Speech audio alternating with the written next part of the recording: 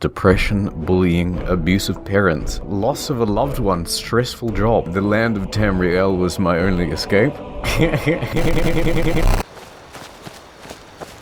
There's nothing in the world of Tamriel better than breathing the fresh open air of Skyrim, coming home to a warm fire and a beautiful wife after gloriously slaying my enemies in bone-chilling caves. I don't think there's anything... Wait. What? What is this? What in oblivion is happening to me? Must be a daedra messing with my mind. You will not dominate me, Shilgrath. Wait. What?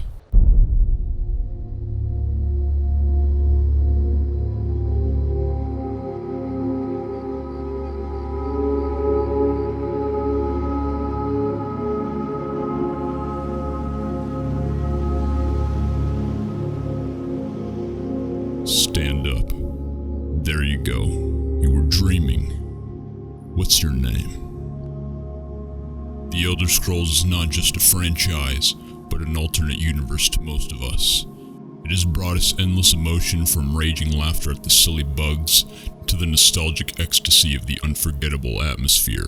So I'm sure none of us relish thoughts of the current state of Bethesda as it seems to sustain its fall from grace. What was once the industry's boon for the biggest and boldest sandbox RPGs has now metamorphically shifted into the ugly face of corporate greed and gluttony. From what started as simple streamlining has descended into dumbing down their RPGs, all the way to the espousal of microtransactions. There's no deficiency of cardinal sin around here. But there is a chance for redemption. They have made some of the most monumental and memorable games to ever touch this planet, and maybe with enough of us guiding them, they will listen. Todd Howard, the world is on your shoulders. Hi, my name is Drew Gooden. I make videos on the internet, and I am a massive fan of the Elder Scrolls series. My name is Ruben, sort of a part of Jar Media, and I played Skyrim. Hello, my name is Will. I have a channel named Willburger, and today I'm going to talk about my experiences playing Elder Scrolls IV Oblivion. My name is Mandy of Mandalore Gaming, and I make game reviews. Hello Max, this is me,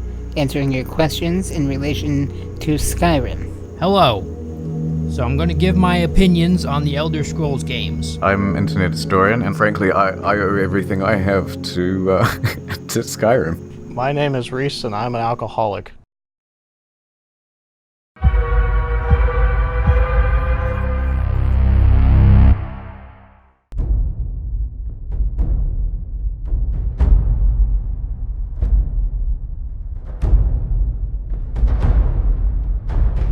So what was it that made the previous game so special?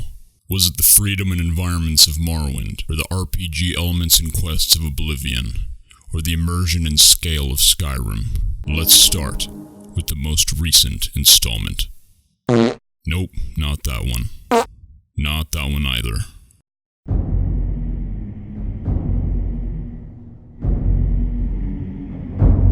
Nordic blood flows through my veins. To traverse the hinterlands of Skyrim from the Reach to the Rift, encountering drunk Nords and suicidal orcs, hiking up pulchritudinous mountains and plunging down deep Dwemer labyrinths. Thinking back on all of it, I feel a sense of ingrained belonging to that world. Well, Skyrim's had a huge impact on the world. It's one of my favorite games. Yeah, I don't know what would have happened to me if I didn't have that game, now that I think about it. Oh, it's like pure bliss. I love that game. One of the best gaming experiences I'll likely ever have. It was just an important game for me to play. It was a very important game, probably for lots of people. You come into this world as like a nobody, and then you solve everybody's problems. You become the Thane of every city, and then you have impacted the world in that way. And that's what's so cool about the game, living sort of vicariously through these hero characters. Hell yeah. Hell yeah, dude. Let's march to war. Let's fucking do some shit. I'm in the need for some mead and ready to pillage a village, you know what I'm saying? Fuck, that was good. Put that in the video, please. Well, it almost let you do whatever you want from the start. Everyone always says it, but it was the feeling of exploration. I don't know, it's quite nice memories.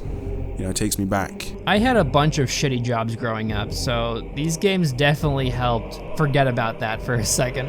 You know, it was the thing that I thought about when I was driving home. After 8 hours of being a slave at GameStop, I get to drive home and finally get to play Skyrim. You know, it was such a cool thing to look forward to. I mean, it launched my career, big quotations, career. So I'm pretty big impact. I wouldn't be here if it wasn't for Skyrim, probably. Some jackass I was playing Xbox with was also playing it, and he was killing dragons, and I was like, that's pretty cool. So I made my mom buy it for me, and I killed dragons. Felt good. So Skyrim was the first Elder Scrolls game I played. It was actually the first Bethesda game I played. And I don't know why I bought it, because I didn't know what it was. I think I was at GameStop, and I just saw like some gameplay footage on, you know, the TV there, and I bought it. Just kind of a reckless financial decision, one of many to come in my life. We were in Walmart, and I asked my mom, so can we get this game, please? And my mom said no. That's when I pulled out the old, but Mom, my legs don't work, come on. What else am I gonna do? And the lady next to me found that very funny, and she started to laugh and was like, come on, get him the game. And my mom laughed, and she caved in. She got me the game. And I was just hooked right away. I loved it.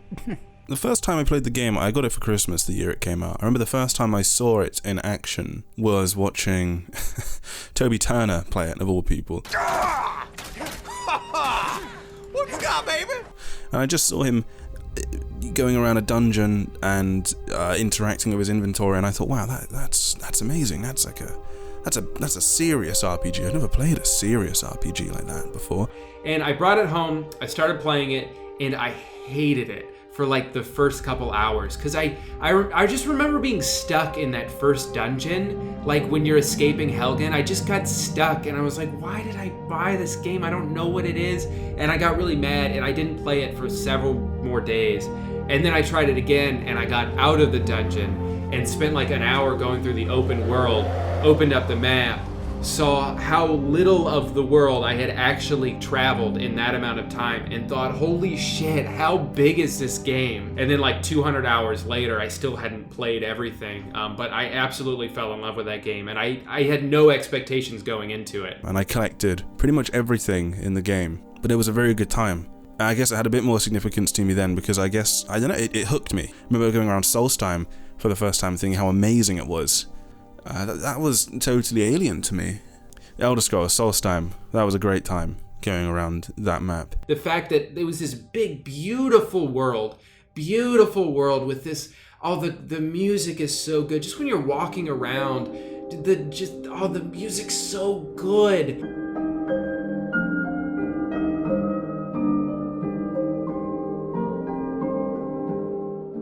The atmospheric stuff is pretty much perfect. It really brings the game together, really ties it all together. I think without music that good, the game wouldn't have the same. The atmosphere wouldn't be there without music that good. But it's the music that ties it all together. The music is so good. Jeremy Sewell, you're a blessing. It'll be like nighttime, you've got like the northern lights, and you just killed a dragon, but you're not even worried about that because you're picking flowers and there's the most beautiful orchestral music playing, and it's like pure bliss. The base game itself is a monolithic construct, a vast expanse of cryptic mysteries and titanic possibilities. But on its own, it's not much more than that. It's the fact that the whole game can be tailored for the individual, with the giant foundation they designed and the possible integration of over 60,000 and counting different mods. One might concur that spending their entire life in that game could be possible. What's that? You don't like the world or stories of Skyrim? Doesn't matter, because Enderall is but a download away. In Skyrim, my favorite thing would probably have to be the modding community that came after the game, because they come up with some of the coolest things. Like there's a mod called Frostfall. They make it so weather affects you and the things that you wear affect you. You can change the game entirely into something incredible. But it was great how easy it was for people to mod Skyrim, and and add the alternate start or live another life, because that does make a playthrough more interesting immediately, being able to just so easily do that. The things you don't like about the combat and the gameplay and the story, like, the more you play through it, if you just want to do like another casual playthrough from scratch, like, you can just kind of avoid most of the main story if you want to. You can avoid the side quests you didn't like. There's so much content within the game that obviously it's not all going to be good, but if you want to just play the things that are good, then you can do that. Immediately when you start the Dark Brotherhood, you're like, holy crap, this is intense. The serial killer side mission was the coolest fucking thing. That's cool. That's so up my alley. I love that. I'm a dragonborn Sherlock Holmes. I like collecting about 50 side quests at once, then setting the marker for everything, then going around and mindlessly fulfilling them in order of what's closest, while watching a movie or listening to a podcast. I did like the side quests quite a bit more probably than the main quest, doing the Dark Brotherhood and the Companions and the Thieves Guild. That's actually quite good, especially the Thieves Guild. People are particularly fond of that because obviously you get the Nightingale armor and the skeleton key that you get, and then you just never finish the quest because you would rather just have this unbreakable lockpick than have to deal with actual master chests properly. Hey guys, what's up? I had another Skyrim video for you today. So yeah, what I'm gonna do here is I'm gonna show you the advantages of a skeleton key. Honestly, I think my favorite memory of the game, Finding the hottest wives in Skyrim. Hello, Scrimmers. In this video, I'll be showing you the proper way to fuck your wife. Got like 2 million views. I just would show people the hottest wives in Skyrim. I only ever do one thing. I enter an area, I kill and loot everything, then I take those items back to a vendor, I'll put on the new gear, and everything else goes into a locker or a barrel, and then that's it. And then I'll just go and do that again. I'll go to a new area and repeat the process. And I also did the ridiculous glitches where, you could instantly level up one of your powers by using telekinesis to pick up a book and then just fast traveling to somewhere else on the map. I was kind of love how broken Skyrim was like that, but that was it. If you use alchemy in conjunction with smithing and enchanting, then you can just become incredibly overpowered super quick. You can play sneaky. You could play aggressive. You could play magic. You could play bow and arrow. Even bare fist if you wanted to, which, fuck that. I got my best friend CJ to play the game, and then he played it for like a few hours and was like, oh fuck it, this is great. And now he's as obsessed with it as I am. He's played it on multiple consoles just like I have. Fucking turning into a vampire and a werewolf was so fucking cool. That's fucking dope. That is so metal as shit. I loved it. I like the quick saving feature. Quick loading is also good. What features do you hate most about the game? I don't like very much when you go to hit the quick save and you accidentally quick load. That can be a pain. That the invisible chest that was poking through the rocks, and doing that a lot as well. I loved all that. I loved because that felt like it was a part of the game, which sounds ridiculous because people say the bugs are a part of a Bethesda game, and I think as time's gone on they've become a bit too complacent with it. But with Skyrim, there was something very charming about how dumb it all was. Something very charming about it. Need something?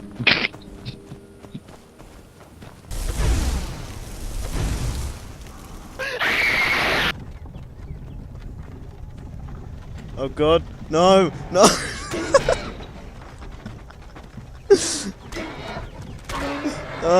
Oh god. Do you get to the Cloud District very often?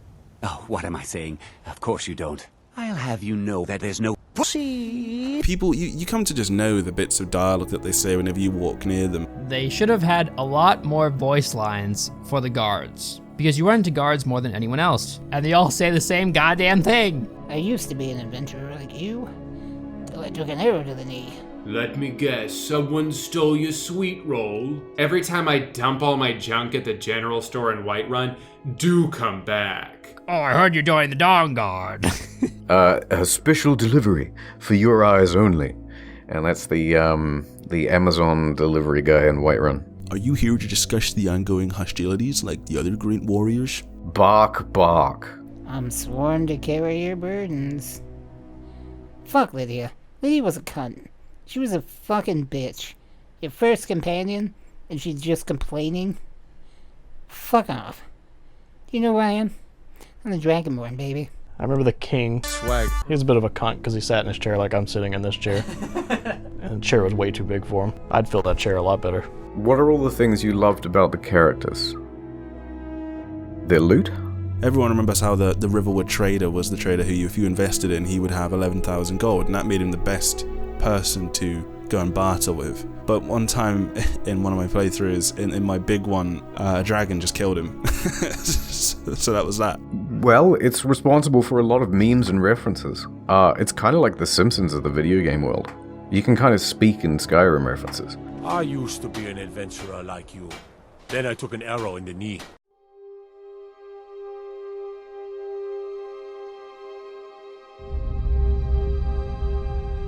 There is an extraordinarily short list of content that can cause my mind to teleport into another universe entirely. Somewhere along that list is Lord of the Rings, A Song of Ice and Fire, and now The Elder Scrolls. Whenever your reality is either immeasurably overwhelming or awfully uninteresting, you can submerge yourself into the world of Tamriel. All of your troubles, stress, and demons you battle in real life won't just disappear, but they suddenly seem so much less disheartening after a vacation as a Dovahkiin. Whether you spend an entire night in the ambiance of Skyrim atmospheres collecting Nirnroot, or you stand on the throat of the world wrestling an ancient dragon, you can come back to your life feeling a sense of calm. You can get back to work without any difficulty. Skyrim saved my life. I was about to kill myself.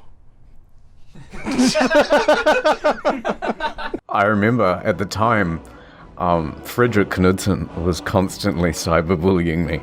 Eventually, after training for many years in the game, it gave me the confidence to tell that hater to back off, and I showed him my full suit of ebony armor, and after that he started treating me with respect. To me, Skyrim represents the last period of my life where I could prioritize video games over all my other responsibilities, and ultimately it didn't matter in the end. That was what's so great to me about the memories, is it was that pure, unadulterated, just fun escapism. I think the Elder Scrolls games in general have always been an escape for me. I have two brothers that played those games with me, and really that was like our best connection, because the game offered me what it offers most people. A way to live a life that isn't your own. This one, it's a little bittersweet. It involves my friend who has sadly passed away now. And him and I were like brothers, you know. And he had gone through a really bad breakup. And his relationships were kind of an important aspect of his mental stability. It was real bad. And he had called me and said that he wanted to come over. I said, yeah, man, go ahead, come on over. I'm just playing Skyrim, and we just sit in my room. He sets up shop on the floor, and we just start playing Skyrim together all night. I help guide him through, build his character, tell him about the game, and we didn't talk about his breakup. Not even once. I feel like we didn't even really need to. It was having fun and getting ready to escape from, life for a few hours. I really do cherish that memory quite a bit. Damn. Whew. A beautiful distraction from life. That's what these games are. Skyrim left an everlasting mark on me more than most games ever have. It doesn't need a riveting narrative or one at all, because it isn't the politics of the Imperials and Stormcloaks, or the Archmage questline at the College of Winterhold, or even the ancient prophecies of the World Eater that allowed this virtual edifice to imprint itself in the essence of my life. It's the little moments that I may talk to whomever, go wherever, and do whatever I want. Not literally, since the game isn't a perfect incarnation of reality, but I think it's one of the closest iterations we've achieved so far.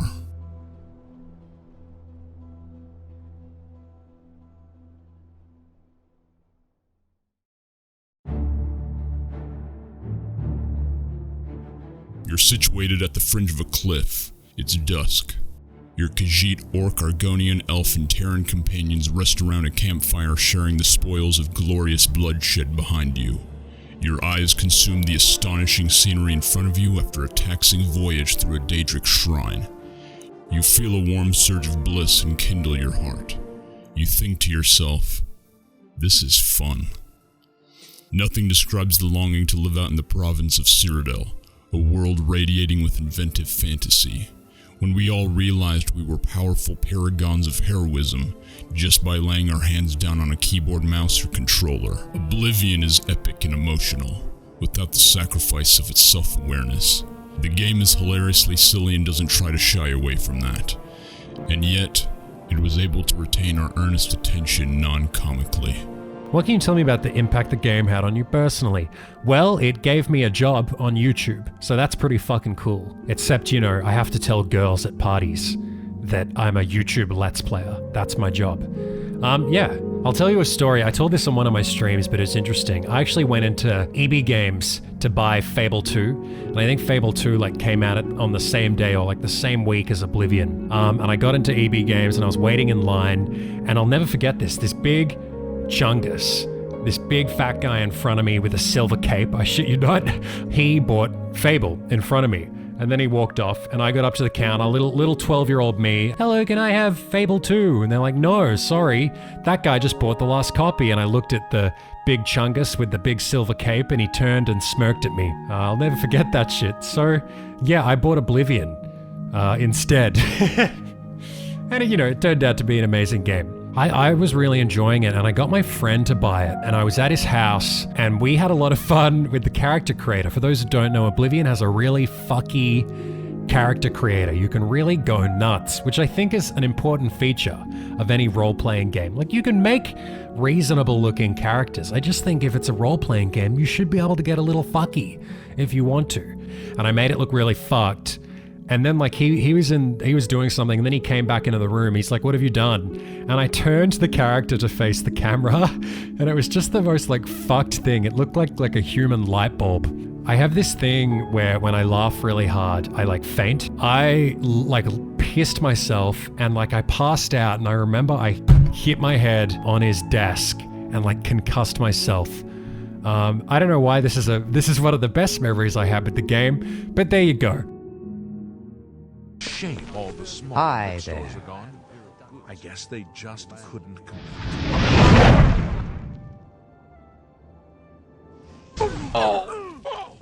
There's a spell making feature. You have to spend a lot of time getting there. I think you have to become a mage.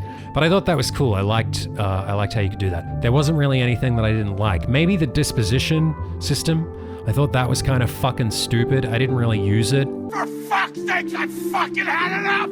God fucking damn it! Ah! What are all the things you loved most about the main story? Definitely the scale. Oblivion had a massive scope, and it's something that I love about storytelling. It's something that a lot of like Japanese shows do, a lot of animes do, and a lot of cartoons do. A lot of animes have this problem where they start really big, like Dragon Ball. Everything's always epic right from the start, but Oblivion did scale really well. It started really small, and then by the end, you know, you're battling like a 50-foot demon. Hell's portals have opened everywhere, and it's mental. While Skyrim, I didn't think had that epic scale. I love Oblivion started this thing.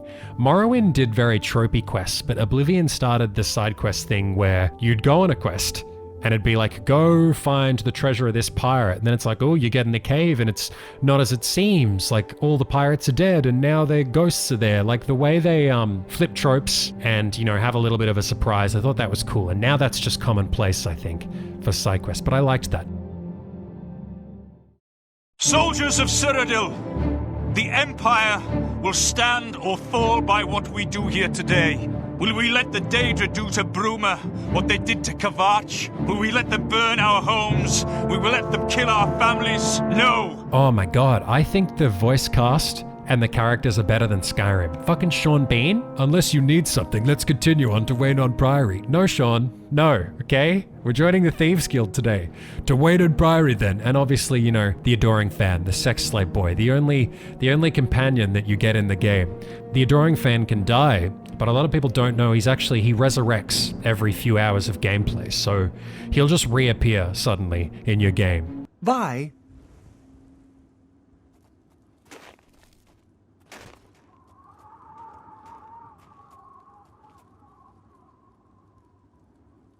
Patrick Stewart had a really small role, and I loved his character. I am your emperor, Uriel Septim. By the grace of the gods, I serve Tamriel as her ruler. There's no characters I dislike. I mean, all the characters are like equally epic and memorable, and also autistic and lovable, you know? Farewell.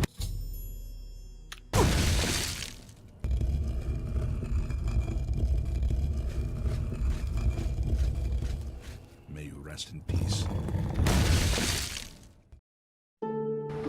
Hi, Anne. Nice to see you again. Hi, Nami. What did you do this holiday? I went skating with my family. Sounds good. Yeah, the way people can laugh at the game today, I think it's great. But also, I think it drastically changed RPGs. There's a video on my channel where I look at, you know, Oblivion's very goofy today, but it was very ambitious. Oblivion, Elder Scrolls. There's video footage of Todd Howard, who's the director of Bethesda. I fucking met him at E3. I love you, Todd. They talk about and they show how they sit down and play these games. PewDiePie says the same thing if you watch his video where he talks about Oblivion. So I think a game like Oblivion was necessary for other RPGs like The Witcher to come in and swoop in and do it more applicable to today's audience. I already know my favorite song, King and Country. I don't know, it makes me think of that beautiful, saturated, green, happy landscape from Oblivion. The way, I don't even need to listen to the song, I know exactly what happens. But the way Jeremy Soule wrote King and Country as it comes in, it's beautiful. It's like wind. I don't know. I sound like a big stoner, but it represents the beautiful landscape of Oblivion. Oh my gosh. 3,000 hours of my life. That's what it means to me. I remember in my middle school years when I'd set the speakers on the floor next to my mattress and YouTube the glory of Cyrodiil from the Oblivion soundtrack, laying in bed at night sightseeing a stream of dreams with knights and castles walking next to Martin's Septum. I vividly remember those dreams like they were yesterday, like a whole life I've lived through, and I only recently came out of the wardrobe that exits Narnia, watching the sun rise along the horizon of the kingdom, hearing the birds chirp, feeling the gentle breeze on my face. There was an astounding splendor in those heavenly tones.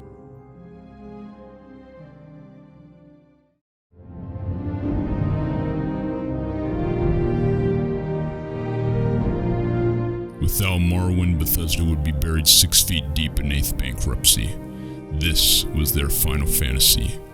I've never played Morrowind, but I will speak on behalf of those that did. From what they told me, and I quote, Morrowind. Now this is a gift from God. This game is so good. When I first played it, I hadn't played anything like it, and it was just an experience that defined the rest of my life. When I first played Morrowind, I was in middle school. I saw a case for it at a video rental store, and it was the Game of the Year edition. And it was something that I had heard a bit about, but I couldn't get the actual game because my computer at home wasn't good enough to run it. The first time I picked it up, I don't think I understood just how big the world was until I got to Balmora, and I just saw that it kept going and going and going. You start out in this little town, and once you leave, you have 2 options. You can go right or left. And if you go left, you're greeted by this man that falls from the sky and dies. And he has a scroll on him that makes it so you can jump like 1,000,000 feet in the air. It's little things like that that made this game so good. There was so much passion put into it. And I looked at the map, and this, had the expansion, so Solstheim was up there too.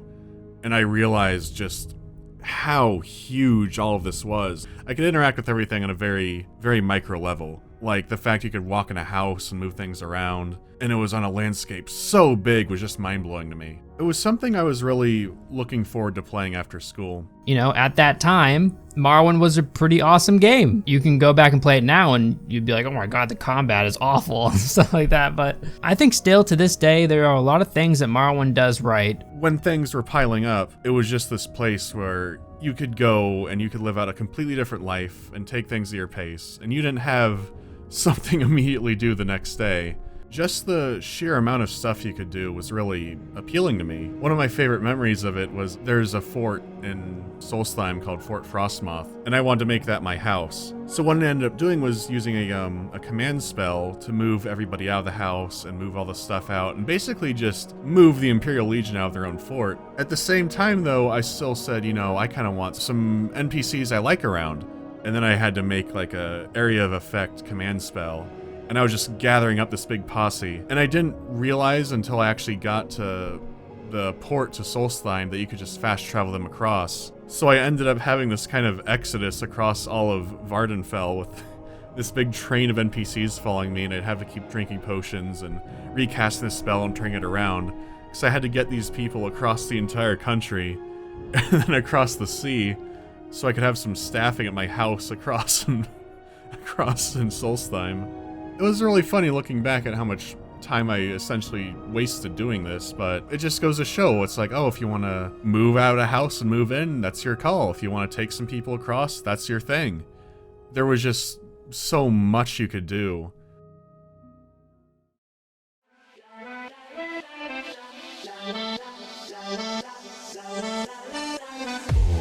You touch my tra-la-la.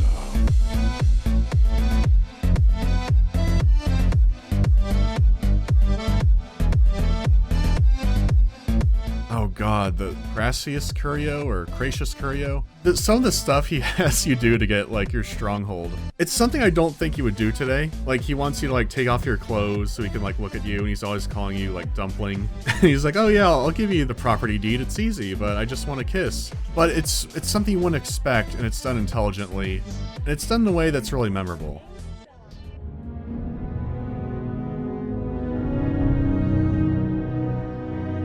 Oh man, when I talk about Morrowind's music, it's surprisingly somber at times, but there's also this kind of sense of adventure it gives you, because especially the theme, they'll suddenly ramp up, and it's like, oh, you've triumphed over this wall of misery, and you finally climbed over it. Even listening to it now, it makes me think of just kind of having the weapon out, and you're slowly walking across the landscape, and there's the occasional tree going by, and you're off somewhere. It makes me feel like there's things are gonna work out, like something good is gonna happen. If you just keep going and you don't stop, everything's gonna be okay. As for me, it kind of changed how I looked at video games. It made me, I guess, it made me want more from games. It made me go, oh wow, you can do this on this level, on a scale this big. And it was hard for a long time for games to stack up to it. It stayed as this thing where it was a completely alien, different world that you could still walk into. And I kind of look for that kind of thing in games, though really, even now, no one's really done that level of detail and scaling that Bethesda has done. At the same time, I kind of wonder if Morrowind is going to be it as far as something that good on so many levels coming together like that will be. I'm looking kind of hopeful towards it. I'll just listen to the Morrowind theme to feel better. I believe Morrowind to be the greatest gaming experience that exists, and will try to prove why. You have to understand, at the time this was the most massive game ever made, at least it seemed as such. For the first time, the world bears witness to another. One with silt striders and giant sprawling mushrooms. Ultra precious treasures conceal themselves everywhere around the world, and there was no level dependence to unearth these miracles. You could loot Daedric artifacts at level 1, and this system proactively encouraged adventurous exploration for extraordinary enjoyment upon finding such secrets. Every step was a breath of fresh mystery and excitement. Expect anything to happen. No babysitting or hand-holding can be found here. A harsh and hardcore planet draped in death traps resulted in an experience that pulled in even the most disengaged players. You were part of Morrowind. There are no quest markers planted at the top of your screen to magnetize mindless parties to where they're supposed to go. Use your brain and read your journal. There was no fast travel to break up the pace of gameplay with minute-long loading screens to avert exploring the world of the game you're supposed to be exploring. Labor-intensive tasks don't hinder a game, they improve them. It's the biggest difference between hardcore RPGs and idle mobile games. Dumbing down makes a game easier to play, but it's much less fun. And vice versa for the opposite. Intelligent games are harder to play, but they're way more fucking fun. Morrowind is a masterpiece. End quote.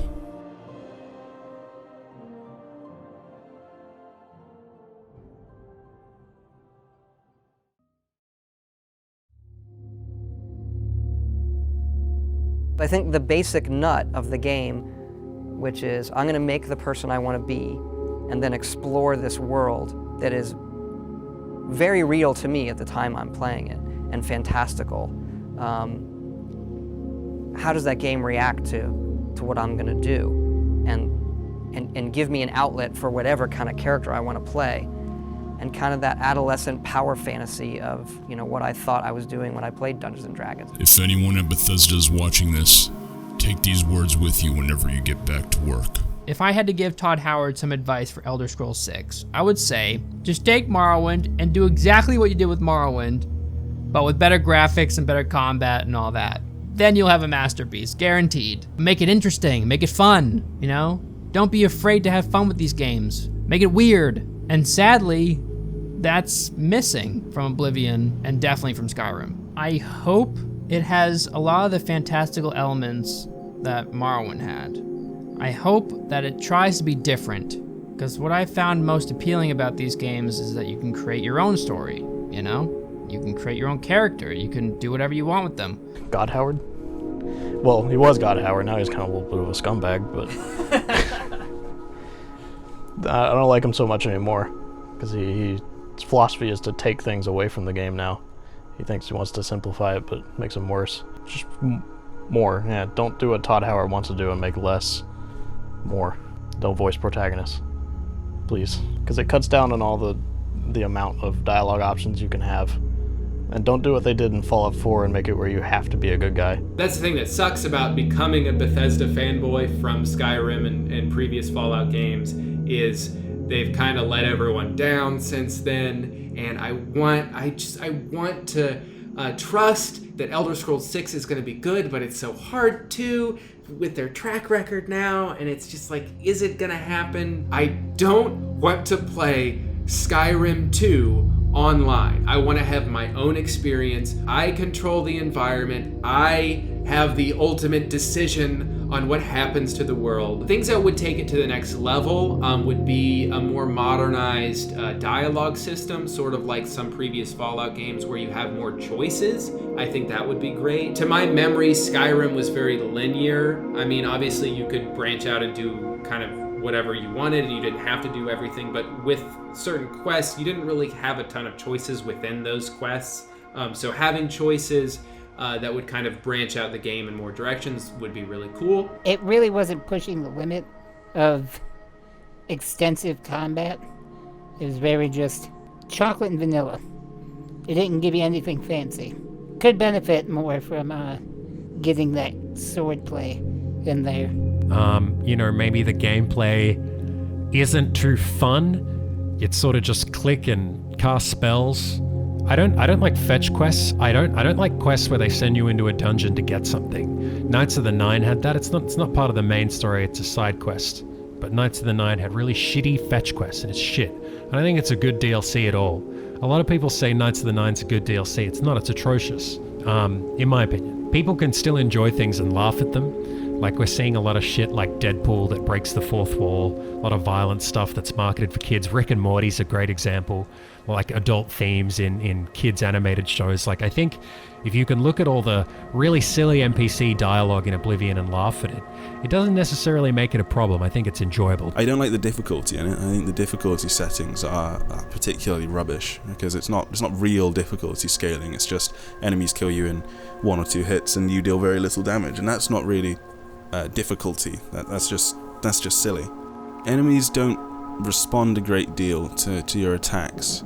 There's not much of a combat system. It's just a bit nothing compared to RPGs. It's called, let's say, Dark Souls, where weapons are very distinct in what they can and can't do, and when not to use them, and the builds are very distinct in Dark Souls.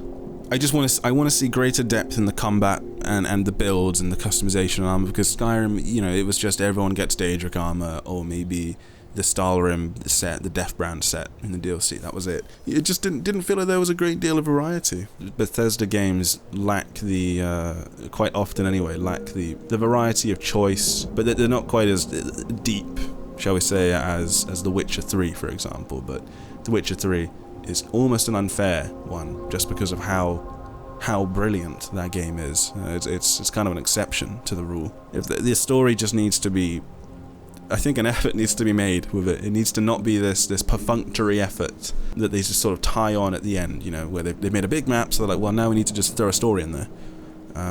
The story needs to be more considered in the world. I mean, because things like Fallout 3 and maybe New Vegas had immense depth in what you could be and do, particularly New Vegas. And the Elder Scrolls lacks that, because most of the time you just kill your way out of everything, maybe with the odd intimidation or persuasion. So it needs to be greater depth. The music can remain the same, the immersion is pretty much brilliant as it is. I mean, a lot of the things are based around gameplay and the story just being improved to be in line with the feeling of immersion and the music.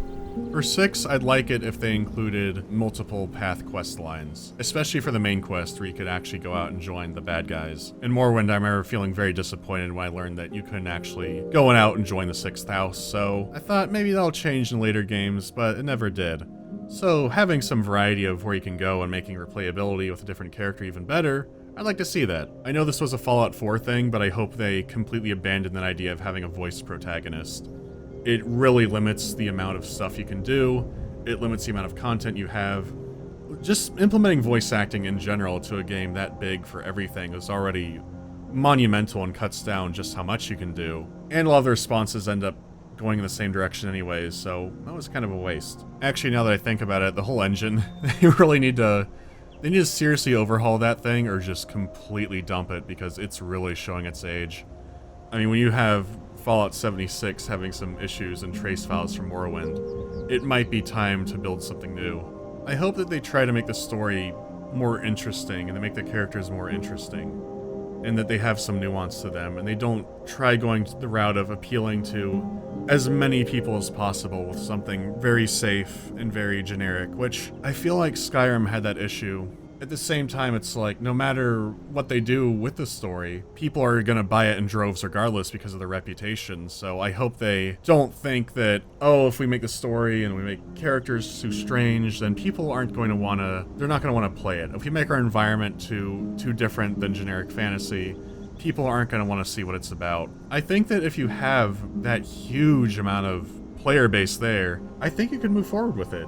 I think you could do something interesting with it and still make a bunch of sales, and still get talked about for years and years afterwards for it. I guess I just hope that they add more onto it, and they don't start cutting things down to make it easier to play and more appealing to people. I'm probably going to make some people mad, but I think most of the lore in Skyrim and most of the quests are actually pretty shitty.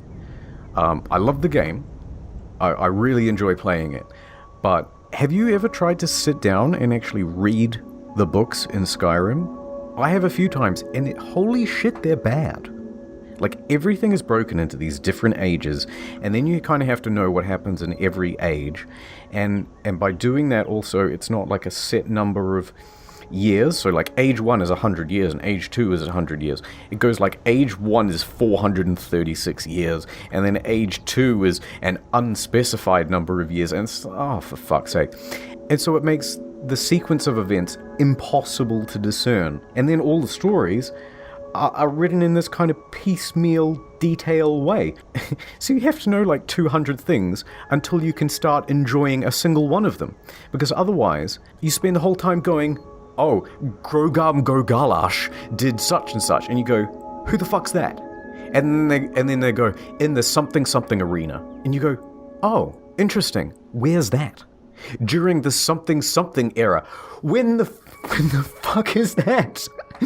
And he became the new king of such and such. What is that? And you just spend the whole time, it's borderline impenetrable if you know none of the context, and there's way too much of this stuff. And that's the reason I think it's never really caught on the way that like WoW lore or any of these other sorts of games have, because it's really easy to tell when, who, what, where with everything else. And bless them, the guys in charge of Elder Scrolls seem to have done everything they can to make it as obscure as possible. Anyway, we'll leave it alone. But I will tell you about the main fucking quest line. That throat of the world bullshit with testing your shouts. I can learn a single spell on a single button, thanks. I don't need a 15-minute stand-around tutorial. It's like every time I start a new game, this is the thing I dread. It's eventually having to go to the throat of the world and stand around with these bearded hermits that just stand around while you have to shout at pottery and sprint through pointless gates, and they go, "Oh my god, he's the chosen one." They absolutely need to make a skip for this. I can deal with the long-ass intro, but this throat of the world thing is the worst element in the entire game. We want you to take your time, give it some love, not another Fallout 76. We want you to make this game a true RPG like they used to be, while still retaining the action elements of the newer ones. We want you to realize that it is very possible to make a smart game for mass appeal, and for the love of Christ, use a brand new engine. Like, seriously? Use a brand new engine. Come on. Like, a Morrowind engine. Okay, whatever. That's all I have to say. At the end of the day, it is just a game. But then again, it really isn't. Thank you all. I think that does it. I hope this was able to suffice, Max. I love you. You're a good man, and you have a glorious penis. Thank you so much. Check out my channel, Wilburger. Hopefully this doesn't get edited out. And subscribe to Mama Max as well. I appreciate what he's doing. Bye-bye. My name is Ruben, and I am Farangar's Secret Fire. My name is Mandy, and I'm Cornelius Legato, the commander/squatter of Solstheim. My name is Elvis, and I am Lord Vivek. My name is Drew, and I am sworn to carry your burdens. I'm Lydia. My name is Reese, and I'm Tim the Khajiit. That's the gayest thing I've ever said in my entire life.